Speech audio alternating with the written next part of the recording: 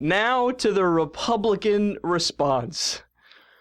Oh, it was such a disaster. Oh, it was so bad. I don't think I've ever seen something more contrived and more hokey and corny and cheesy and more like 1950s Leave It to Beaver in my entire life. I'm talking everything from the way that she's sitting to the way the room is decorated. I mean, it's incredible. Here, listen to a short compilation of the Republican response. This is Representative Kathy McMorris Roberts. Tonight, we honor America, a nation that has witnessed the greatest rise of freedom and opportunity our world has ever seen. A nation where we are not defined by our limits, but by our potential. And a nation where a girl who worked at the McDonald's drive-thru to help pay for college can be with you from the United States Capitol. People who come to America because here, no challenge is too great and no dream too big.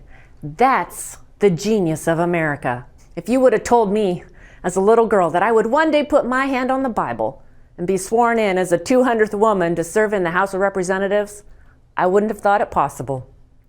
So when I showed my 4-H animals at the county fair, my parents used to say to me, "Kathy, you need to save this money so you can go to college one day."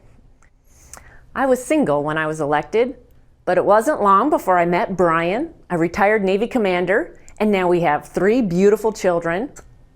We saw a gift from God, and today we see a 6-year-old boy who dances to Bruce Springsteen, who reads above grade level, and who is the best big brother in the world. The president talks a lot about income inequality, but the real gap we face today is one of opportunity inequality. Not long ago, I got a letter from Betty in Spokane, who had hoped the president's healthcare law would save her money, but found out instead her premiums were going up nearly $700 a month.